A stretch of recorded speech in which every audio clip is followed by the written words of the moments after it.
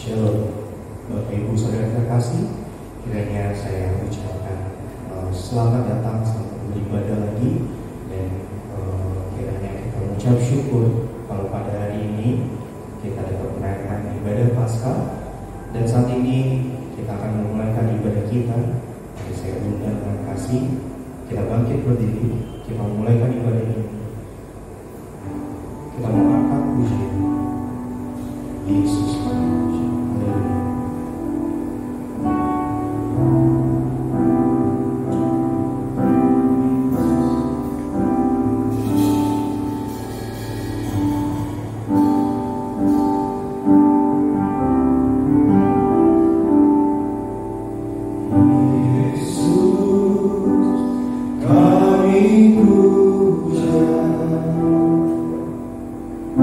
Kami sembah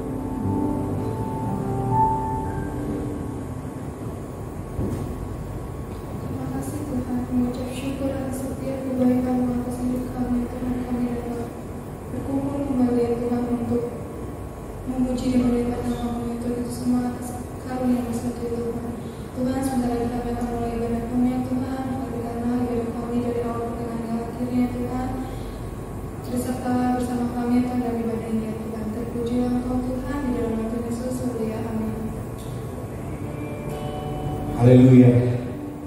Kiranya sekali lagi saya ucapkan selamat Paskah bagi saudara-saudara, Bapak Ibu yang di rumah. Kiranya melalui ibadah ini kita mau memuji muliakan nama Tuhan. Sebelum kita mendengarkan firman Tuhan, kita masih mau memuji nama Tuhan. Kita mengangkat pujian, katakan Dialah yang Tuhan. Haleluya.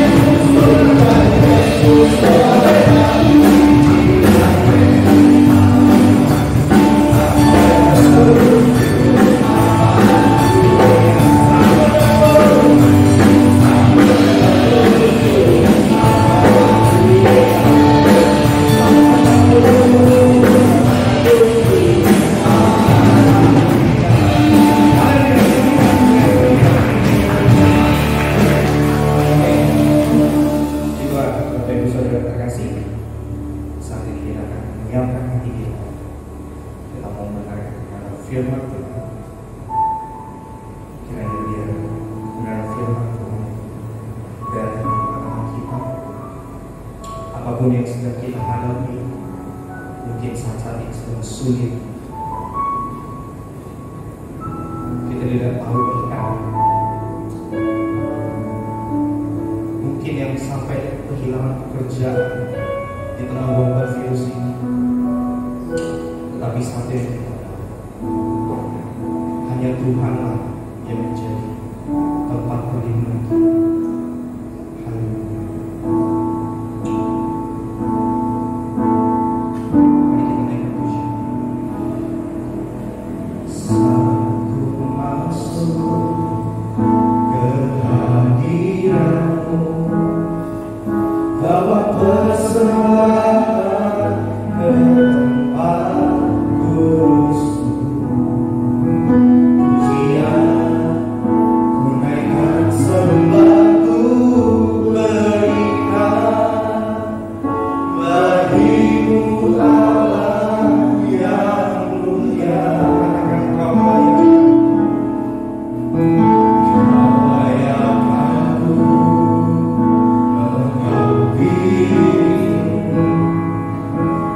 Kau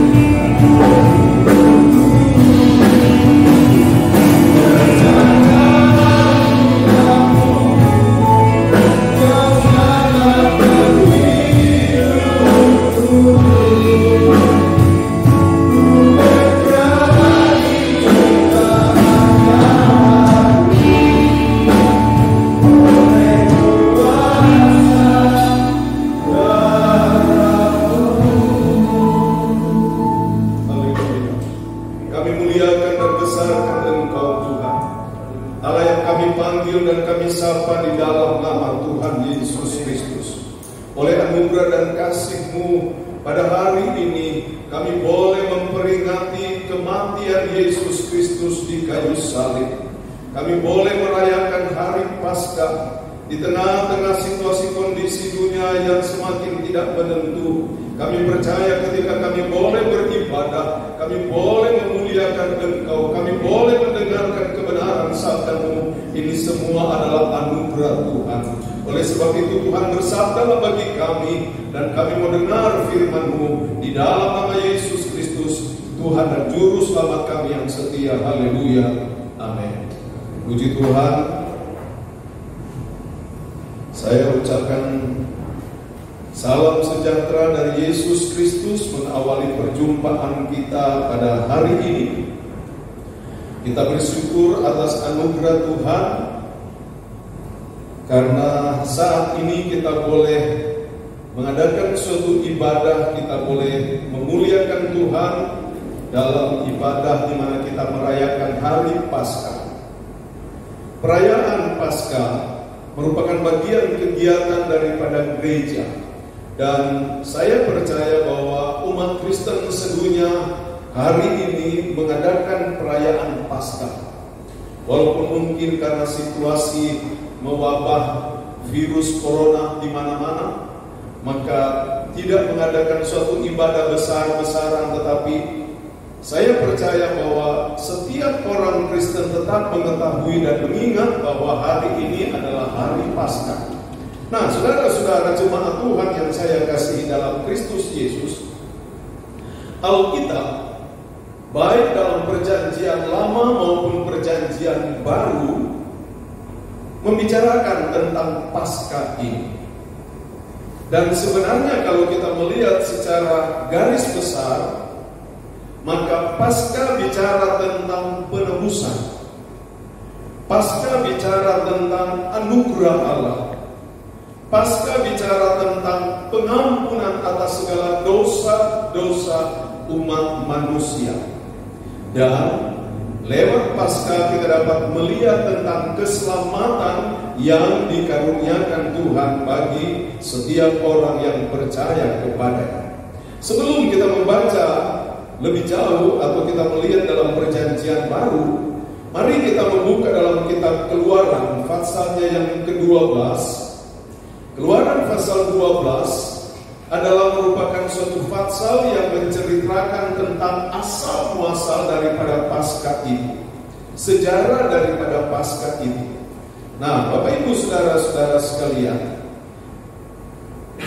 cerita ini mulai ayatnya yang pertama, tapi saya membaca saja ayatnya yang ke-21 sampai dengan ayatnya yang ke-27. Perhatikan, saya baca firman Allah berkata begini.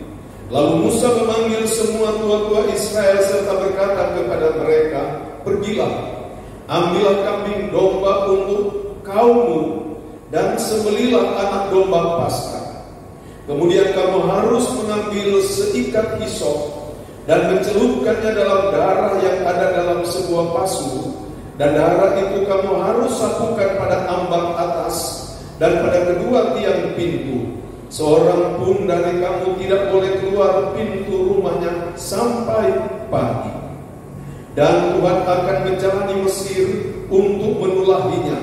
Apabila ia melihat darah pada ambang atas dan pada kedua tiang pintu itu, maka Tuhan akan melewati pintu itu dan tidak membiarkan pemusnah masuk ke dalam rumahmu untuk menulahi.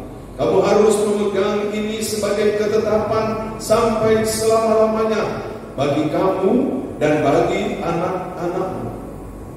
Dan apabila kamu tiba di negeri yang akan diberikan Tuhan kepadamu, seperti yang difirmankannya, maka kamu harus pelihara ibadah ini. Dan apabila anak-anakmu berkata kepadamu, apakah arti? Saya ulangi, dan apabila anak-anakmu berkata kepadamu, apakah artinya ibadahmu ini?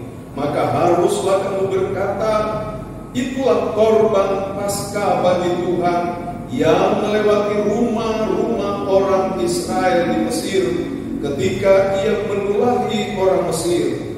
tetapi menyelamatkan rumah-rumah kita.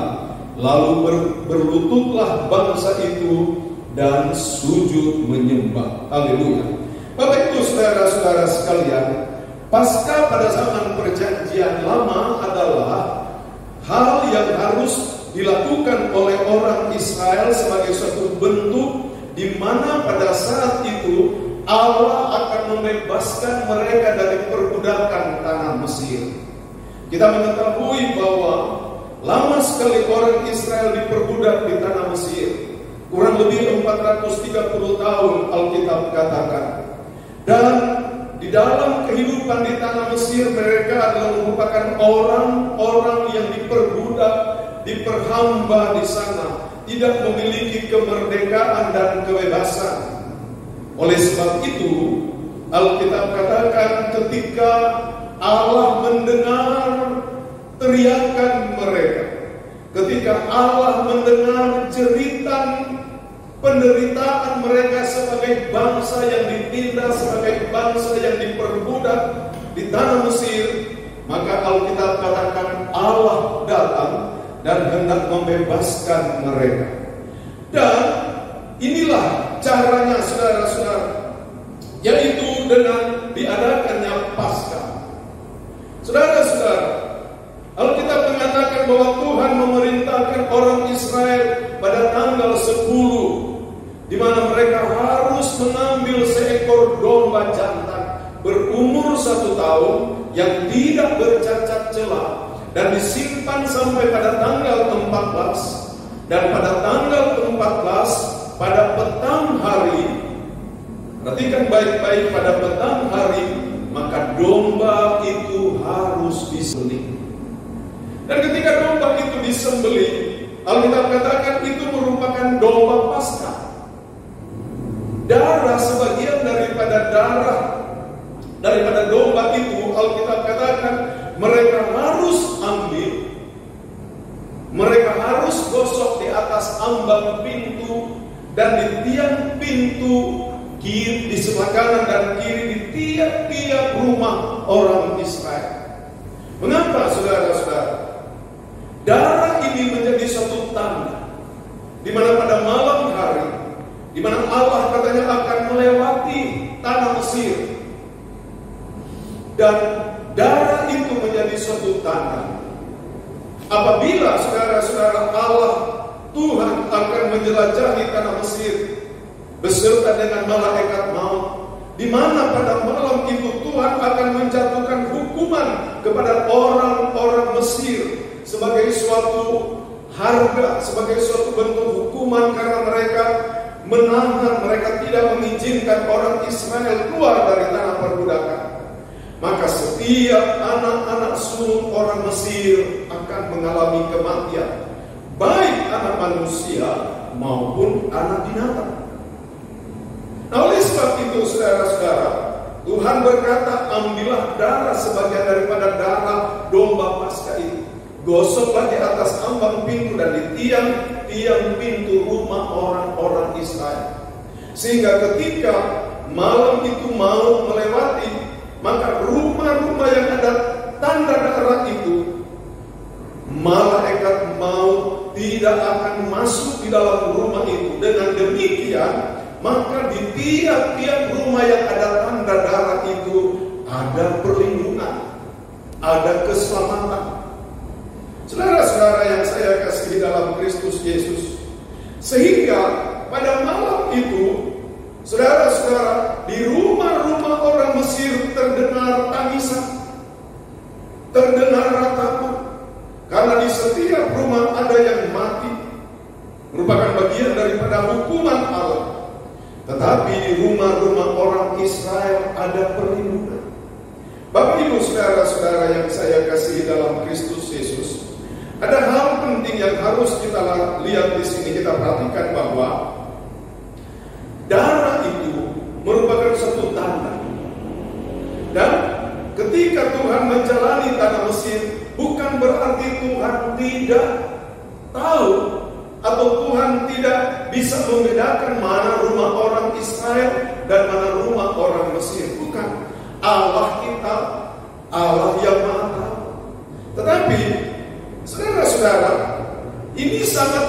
berhubungan dengan keselamatan mereka, supaya mereka dibebaskan dari perbudakan. Dan keselamatan yang mereka terima ini merupakan anugerah Allah kepada mereka.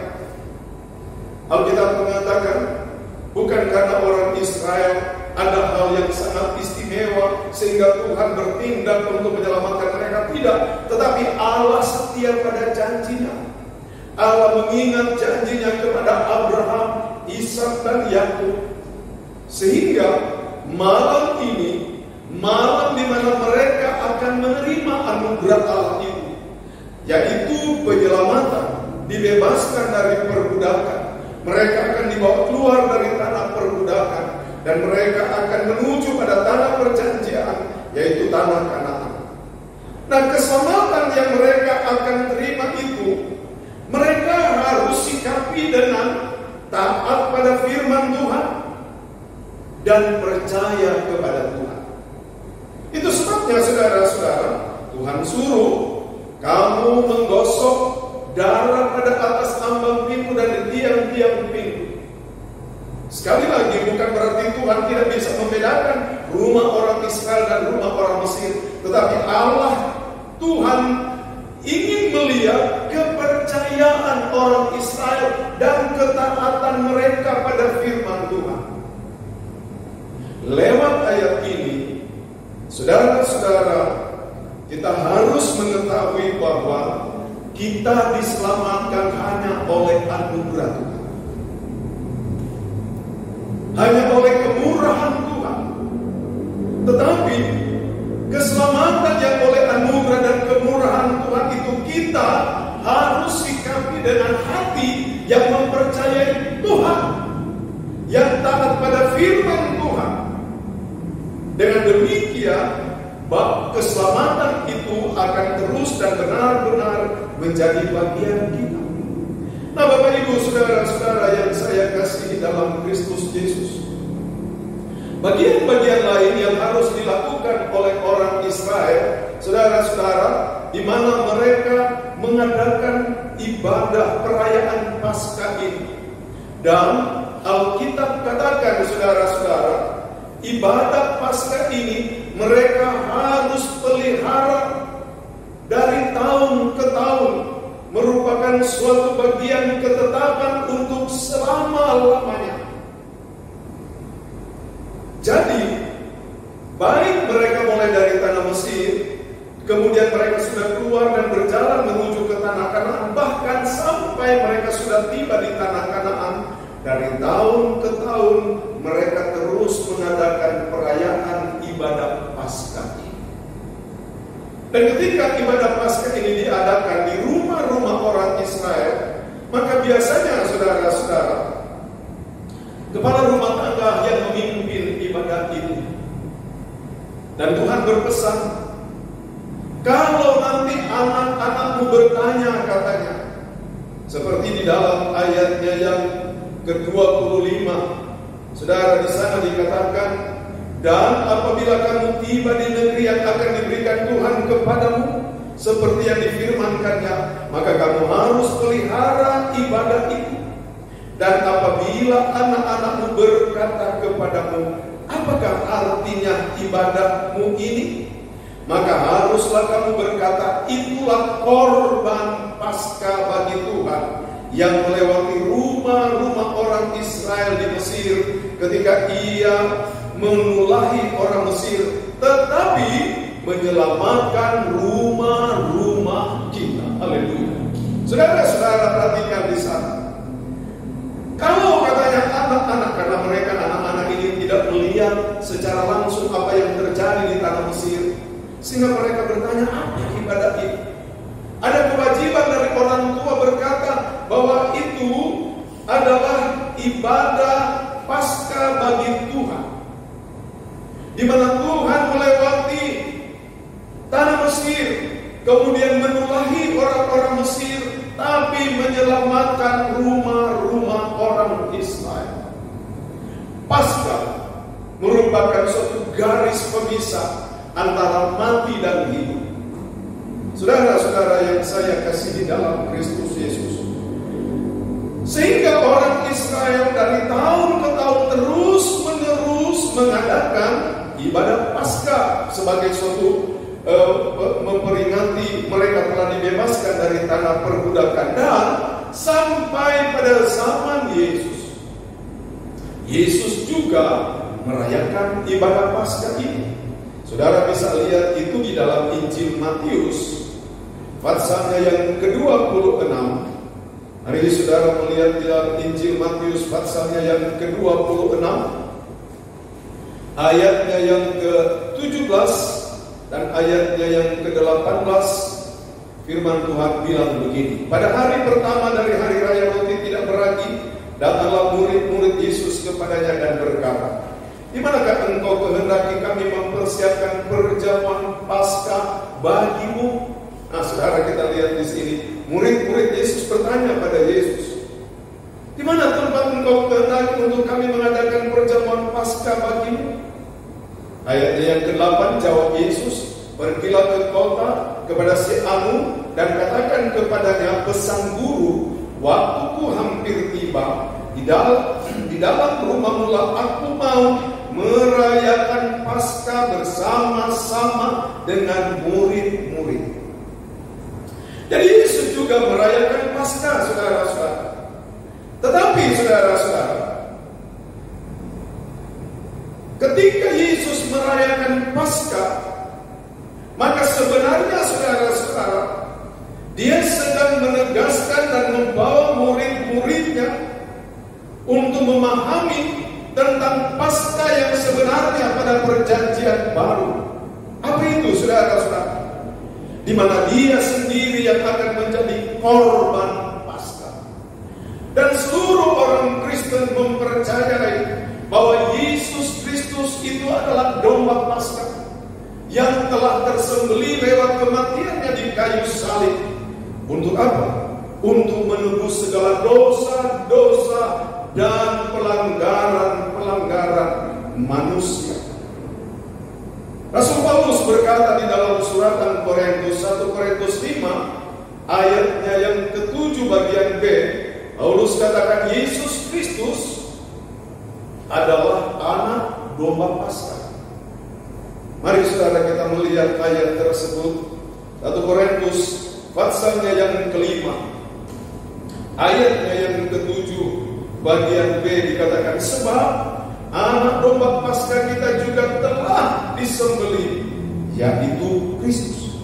Nah, saudara-saudara yang saya kasihi dalam Kristus Yesus, kita kembali dulu di dalam perjanjian lama untuk supaya membawa kita pada suatu pemahaman yang jelas bahwa domba Paskah itu diambil pada tanggal 10, disimpan sampai tanggal 14 dan disembelih pada sore hari. Tujuan daripada domba Paskah itu adalah merupakan pembebasan bagi orang Israel dari perbudakan di tanah Mesir. Dan ini mereka harus rayakan dari tahun ke tahun sebagai suatu peringatan. Ada korban Paskah yang menyelamatkan mereka. Saudara-saudara yang saya kasihi dalam Kristus Yesus, apa yang terjadi pada zaman bangsa Israel adalah merupakan suatu gambaran yang Allah akan genapkan di dalam Kristus Yesus, di mana Yesus itu sebagai domba Paskah. Yohanes, di dalam Yohanes pasal 1 ayatnya yang ke-29, Alkitab katakan, suatu ketika Yohanes beserta dengan murid-muridnya sedang berkumpul, maka lewatlah Yesus. Ketika Yesus lewat, Yohanes berkata, lihatlah anak domba Allah yang menghapus dosa dunia. Saudara-saudara, Yohanes menunjuk kepada pribadi Yesus. Paulus berkata bahwa domba Paskah kita telah disembelih, itulah Kristus Yesus. Bahwa Yesus ternyata adalah domba Paskah yang menanggung dosa isi dunia, yang menjadi korban saudara-saudara di salib. Kita tahu saudara-saudara, akibat dosa maka mau berkuasa. Alkitab katakan upah dosa ialah maut. Kalau kita merenungkan dalam kitab Kejadian, kita melihat di sana akibat daripada dosa, maka sungguh ada sesuatu yang sangat mengerikan kepada manusia. Pertama, oleh karena dosa, maka hubungan manusia dengan Allah menjadi rusak. Kedua, oleh karena dosa, hubungan manusia dengan alam sekitarnya menjadi rusak. Karena Allah mengutuk bumi ini katanya. Ketiga, oleh karena dosa, hubungan manusia dengan manusia menjadi rusak. Adam dan Hawa saling menuduh satu sama yang lain. Keempat, oleh karena dosa, manusia dengan pribadinya juga menjadi rusak. Mereka menyadari mereka telanjang. Dan dari sana Alkitab katakan manusia kemudian diusir keluar dari Taman Eden. Mereka harus berusaha, berkeringat. Mereka harus mencari rezeki untuk supaya mereka boleh hidup. Dan dari sejak saat itu manusia telah berada di bawah kutuk dosa. Saudara-saudara yang saya kasihi dalam Kristus Yesus, akibat dosa ini bukan hanya merupakan satu penderitaan di dalam tubuh nafsani ini, tetapi kehilangan hidup kekal. Manusia akan menuju pada kebinasaan.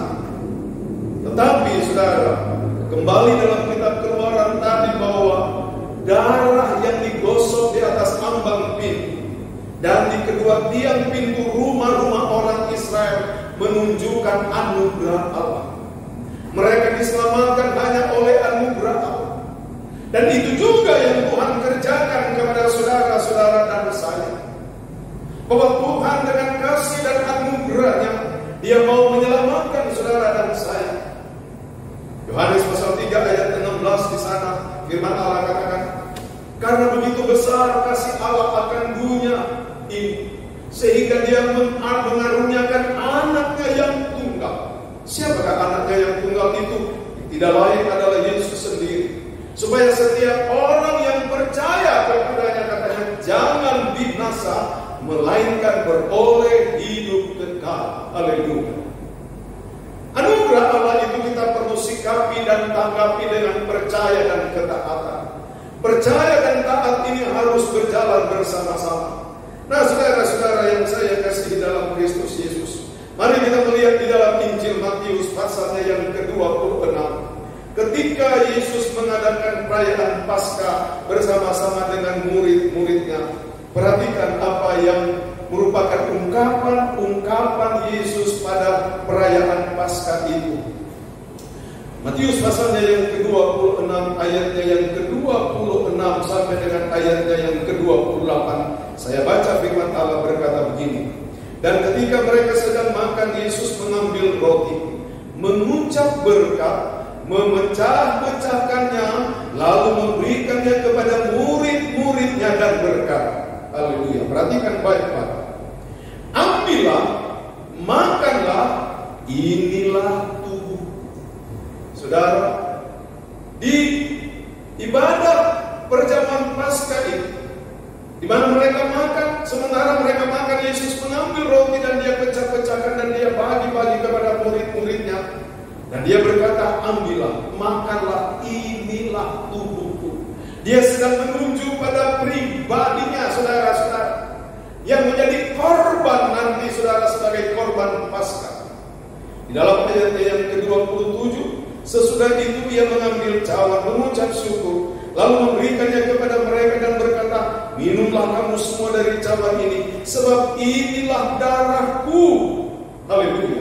Darah perjanjian yang ditumpahkan bagi banyak orang untuk pengampunan dosa.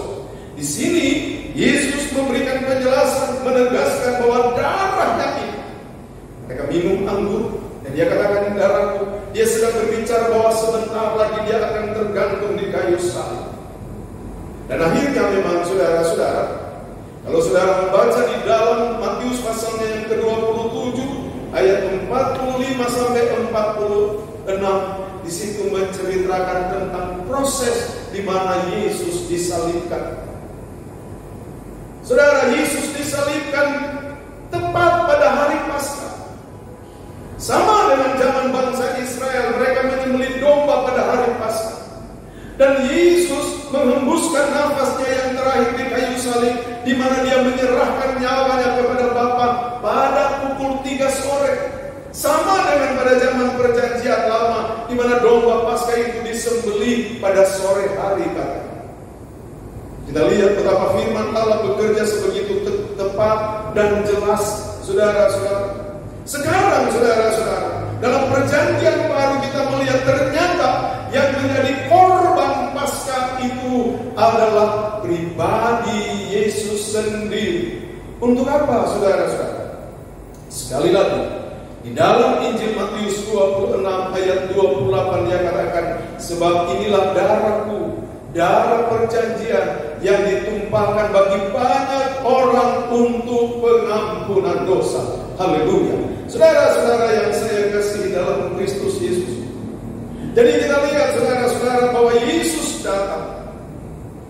Dalam Injil Yohanes pasal 1 ayat pertama dikatakan, pada mula pertama adalah firman, firman itu bersama-sama dengan Allah, dan firman itu adalah Allah sendiri. Lalu dalam ayat 14, firman itu telah berubah menjadi manusia. Jadi Yesus Kristus itu adalah Allah sendiri. Dia telah datang dalam bentuk manusia. Dia merendahkan diri serendah-rendahnya menjadi sama seperti kita, walaupun dia tidak berbuat dosa. Mengapa dia harus menjadi sama seperti kita? Supaya dia merasakan penderitaan kita. Dia merasakan keterbatasan kita sebagai manusia. Dan disitulah dia harus menjadi korban, supaya dia layak menyelamatkan saudara-saudara dan saya. 1 Yohanes pasal 1 ayat 6 dan 7, di sana dikatakan darah Yesus yang menyucikan kita dari segala dosa. Saudara-saudara, dengan demikian bahwa kita harus bersyukur kalau kita boleh mengadakan ibadah Paskah seperti saat ini. Kita diingatkan bahwa kita mendapat pengampunan, kita mendapat pengudusan, menerima anugerah Allah, bahwa keselamatan oleh anugerah Allah itu menjadi bagian kita. Dan untuk supaya benar-benar kita diselamatkan, pada zaman bangsa Israel dalam kitab Keluaran pasal 12, di sana ada ayat yang mengatakan sepanjang malam itu mereka jangan keluar dari dalam rumah mereka. Mengapa? Kalau mereka keluar dari rumah mereka, maka mereka akan mengalami kebinasaan. Begitu juga dengan kita. Kita telah dipanggil, kita telah ditarik oleh anugerah Allah masuk dalam keselamatannya. Dan keselamatan itu kita terima dengan cuma-cuma oleh anugerah Allah. Tapi kita perlu taat pada Tuhan. Kita perlu percaya pada Tuhan, yaitu kita tetap tinggal di dalam Tuhan. Ketika kita keluar dari keselamatan yang Tuhan beri, maka kita menjadi orang-orang yang akan menerima kebinasaan. Allah begitu mengasihi saudara dan saya. Dia telah mengerjakan apa yang dia bisa kerjakan, yaitu dia rela menjadi korban. Anaknya menjadi korban tergantung di kayu salib sebagai domba Paskah. Tapi kita juga harus mengerjakan tugas dan kewajiban kita, yaitu kita harus mempercayai Tuhan dengan sungguh-sungguh dan kita taat pada firman Tuhan. Hanya dengan demikian maka keselamatan terus dan tetap menjadi bagian kita. Lewat khotbah saya pada saat ini, firman Allah mengatakan keselamatan kita tidak dapat pada cara yang lain. Keselamatan hanya kita peroleh di dalam Yesus Kristus. Hanya di dalam Yesus Kristus ada keselamatan. Alkitab mengatakan demikian. Itu sebabnya Yesus pernah berkata, Dia akan pergi menyediakan tempat bagi kita. Haleluya. Dia datang dari sana. Mengapa dia berani berkata dia akan pergi? Dia tahu dia datang dari surga. Maka ketika dia kembali dari surga, dia tahu jalan ke sana.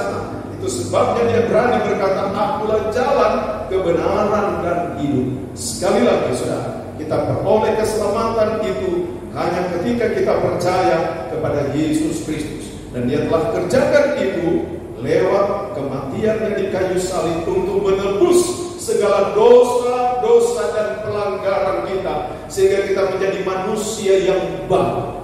Haleluya. Memperoleh keselamatan seperti yang firman Allah katakan. Tuhan memberkati kita semua. Haleluya. Mari kita mensyukuri firman Tuhan yang kita dengar pada hari ini dengan suatu pujian, karena salibmu. Haleluya.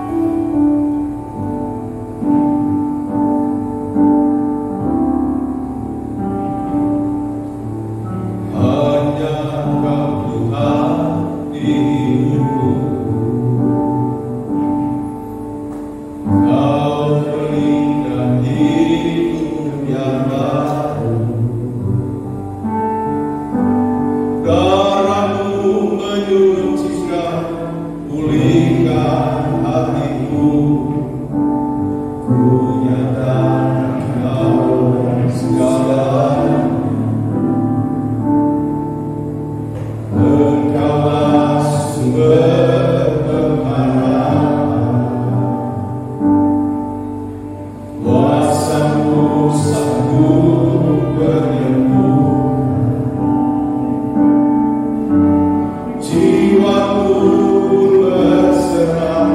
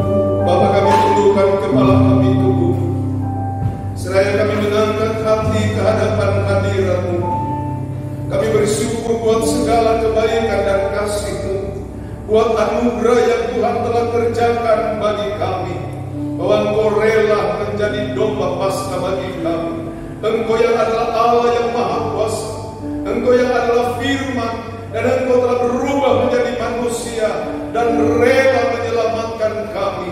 Sungguh Tuhan, ketika kami boleh diselamatkan dan dibebaskan dari segala belenggu dosa-dosa dan kebinasaan, ini hanya anugerah Allah, sehingga kami menjadi umat yang dibaharui, memperoleh perjanjian keselamatan, memperoleh kepastian untuk mewarisi hidup yang kekal di dalam kerajaan sorga. Terima kasih Tuhan. Taruh Tuhan kami hati yang mau percaya sungguh kepada Engkau. Taruh kami hati yang mau taat kepada firman-Mu, karena sungguh anugerah Allah hanya kami bisa terima ketika kami percaya sungguh kepada Engkau dan kami mau taat pada firman-Mu. Berkati Tuhan semua jemaat-jemaat, seberapa banyak kami yang telah mendengar kebenaran firman-Mu, dan Tuhan meteraikan itu dalam hati kami semua, dan kami mau taat pada Engkau. Terpujilah Tuhan buat kekal selama-lamanya. Kami bersyukur buat ibadah kami pada hari ini. Terima kasih Bapa. Kami akan mengakhiri ibadah ini. Mari kita nyanyi untuk pujian.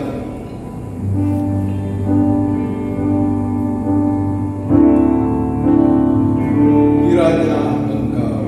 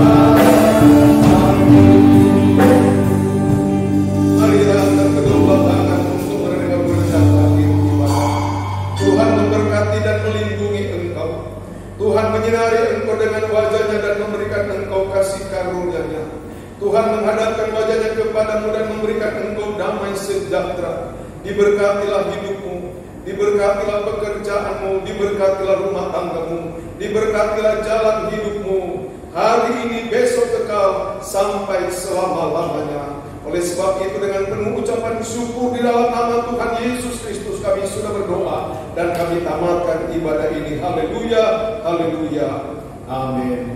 Terima kasih, Tuhan memberkati.